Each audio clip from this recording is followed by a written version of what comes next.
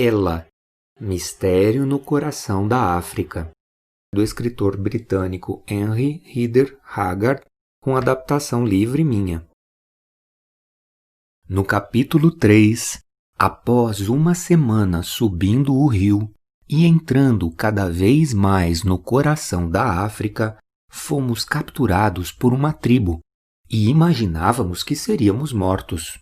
Surpreendentemente, fomos levados como reis, em liteiras, até a entrada de um subterrâneo à beira de um vulcão, onde uma das nativas deu um beijo apaixonado em Léo, e ele correspondeu.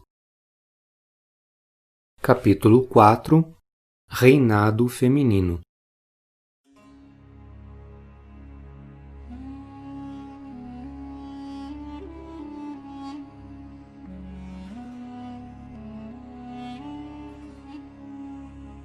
Logo soubemos que o significado do beijo era outro.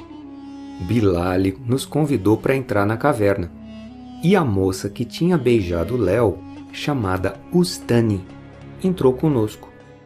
Era costume da tribo dos Amahajer que as mulheres escolhessem seus noivos. O pedido de casamento era feito beijando-se o homem em público.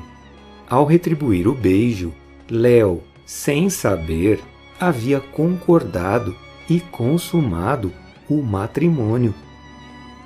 A galeria subterrânea levava até um salão, onde nos serviram uma farta refeição.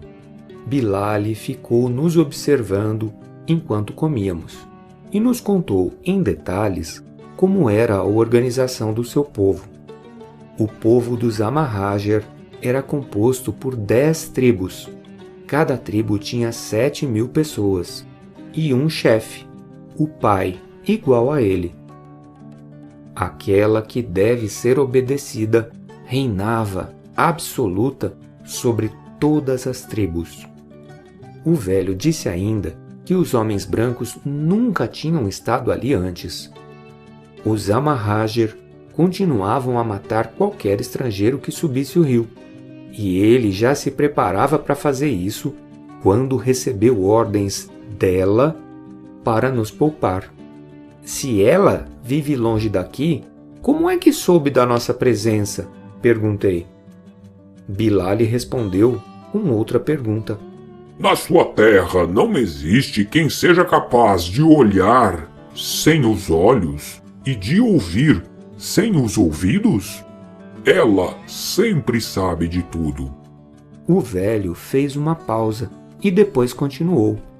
E eu acredito que ela simpatizou com vocês, porque é a primeira vez que manda poupar estrangeiros desde os tempos dos meus bisavós. No tempo dos seus bisavós, aquela que deve ser obedecida já existia? Estranhei. Então, ela deve ter centenas de anos. Bilal desconversou e avisou que nos deixaria por alguns dias. Tinha de ir à presença dela, receber instruções a nosso respeito.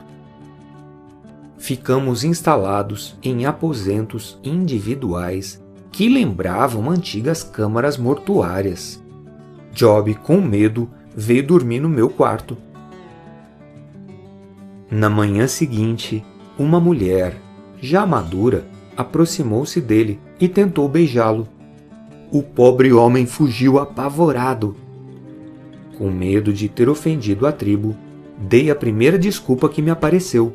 Disse que Job era casado e que tinha deixado vários filhos na nossa terra. A mulher mal me escutou. Recebeu as minhas palavras friamente. Naqueles dias em que Bilal ficou fora, eu tentei saber um pouco mais sobre os costumes daquele curioso povo. As tribos viviam espalhadas e bem distantes umas das outras, e suas leis eram muito severas. Eles só viam a rainha uma vez por ano, quando ela aparecia com o rosto coberto para aplicar sentenças. Os Amahajer consideravam ela eterna Mas alguns deles, entre eles Ustani, contavam uma história diferente. Diziam que ela escolhia um marido e matava logo depois do nascimento de sua herdeira. Quando envelhecia, a rainha se retirava para morrer em um local distante, deixando em seu lugar a filha, a quem já havia ensinado as artes da magia, fonte do seu poder. Qual daquelas duas versões seria a verdadeira? De qualquer forma, uma coisa era certa: a força e o poder de ela eram imensos. Ninguém contrariava. Sua vontade era a lei. Um dia, nós estávamos visitando plantações com Ustani, que não saía do lado de Léo, quando nós soubemos que haveria uma festa em nossa homenagem. Aquilo não me soou bem, mas tinha como recusar sem ofender? Os maus presságios se confirmaram quando nos fizeram sentar à volta de uma fogueira e um homem arrastou Ustani para longe. A pobrezinha nos olhava, assustada, vigiada por dois guerreiros. Eu apalpei meu revólver debaixo da roupa e notei que Job também tinha trazido o dele. Léo tinha uma faca escondida no cinto. Nós suspeitávamos de que a finalidade daquela cerimônia fosse obrigar Job a se casar com a mulher que tinha beijado ele de manhã. Além de Ustani, ela era a única mulher presente naquela cerimônia. Por isso nós não entendemos quando ela foi buscar Mohamed no canto escuro de uma caverna em que ele se recolheu desde que nós chegamos. O coitado só saía dali para comer. Passava os dias maldizendo Alá por aquela situação. Os Amahajr começaram uma espécie de cântico, compassado, cada vez mais rápido, ao mesmo tempo em que se embriagavam com uma bebida fermentada à base de trigo. Eu compreendi que eles diziam algo parecido com: "Onde está a carne que vamos comer?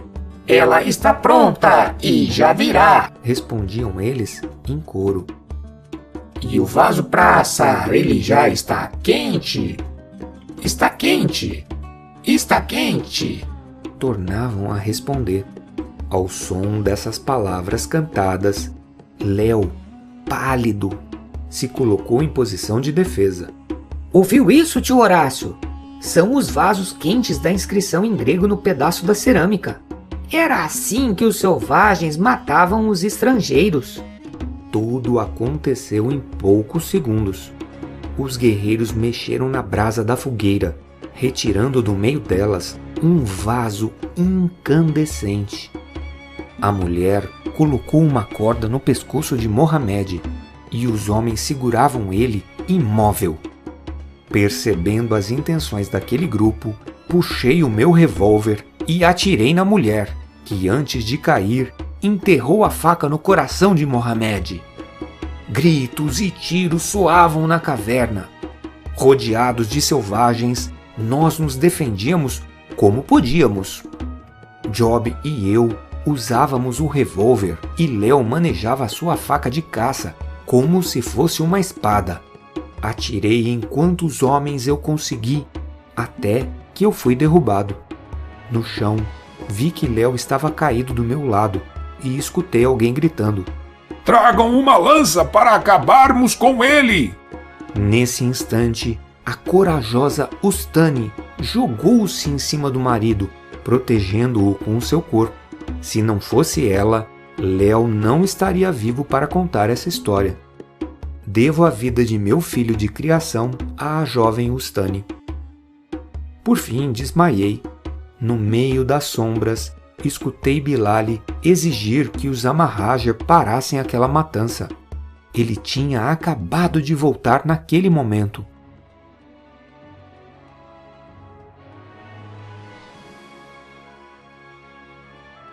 Quando acordei, ele estava do meu lado, sorrindo aliviado. Perguntei pelo Léo.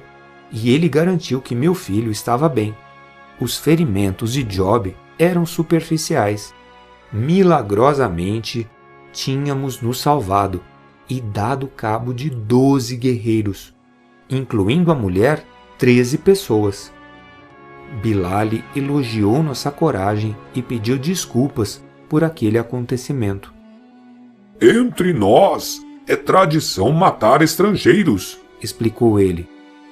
como ela não disse o que fazer, como o companheiro de pele escura que veio com vocês, eles desrespeitaram minhas ordens e o executaram. Mas aquela que deve ser obedecida irá puni-los com severidade. Podem estar certos. Quanto a mim, ganharam um admirador. Gostaria de saber como funcionam essas armas que têm ruído igual a trovão? Expliquei a ele o funcionamento das armas de fogo e prometi que assim que eu estivesse melhor, faríamos uma demonstração para ele. Bilal tinha ordens de Ela para nos levar à sua presença o mais breve possível. Mas Léo não estava em condições de viajar. Tinha melhorado um pouco e o Stani não o deixava um só minuto, cuidando dele com extrema dedicação. No dia de partir, nós achamos melhor o Léo viajar deitado, numa liteira. Estava muito fraco ainda. O Stani vem conosco? Perguntei a Bilal. Se ela quiser, vem. Nossas mulheres podem fazer tudo o que querem, menos uma coisa: contrariar a vontade da rainha. E se ela se recusar a obedecer à rainha, o que acontece? O mesmo que acontece com as árvores que não se curvam à fúria do vento. Ele respondeu.